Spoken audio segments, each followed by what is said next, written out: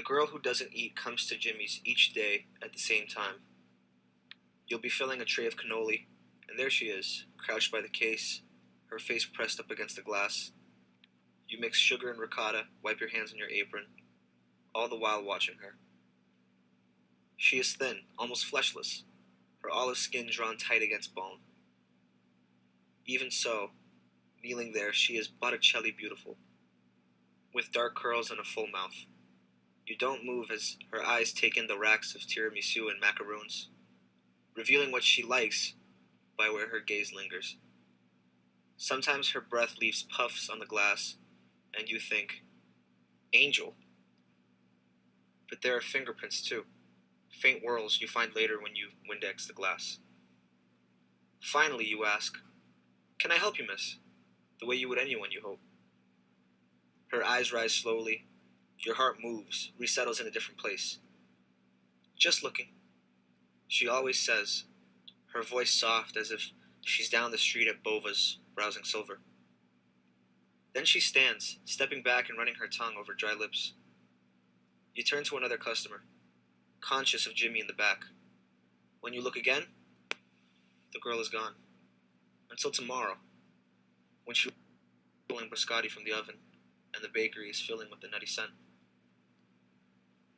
Daily the girl who doesn't eat is thinner but beautiful as you wait, watching, until one afternoon she struggles to rise from the case and you realize she is disappearing.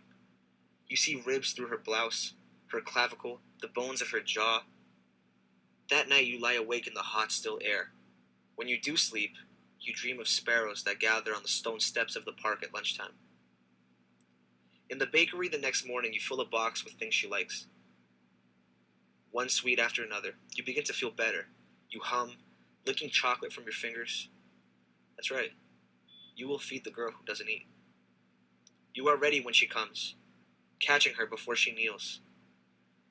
Here, miss, you say, sliding the box across the counter. This is for you.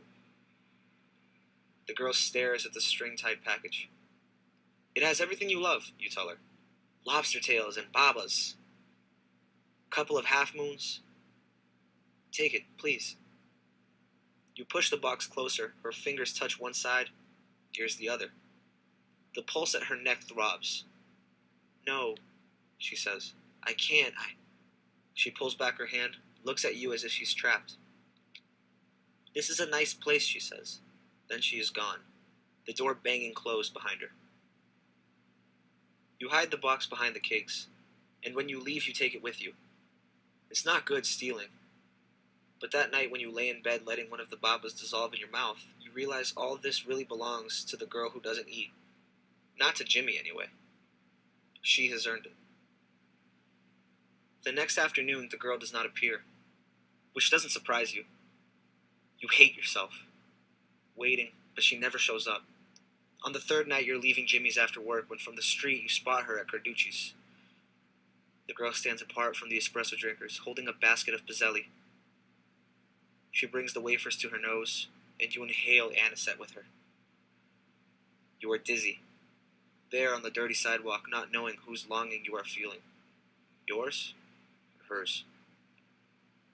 You lean against the brick and light a cigarette, considering what you'll say when you go inside, practicing all the ways you won't ask how you can help.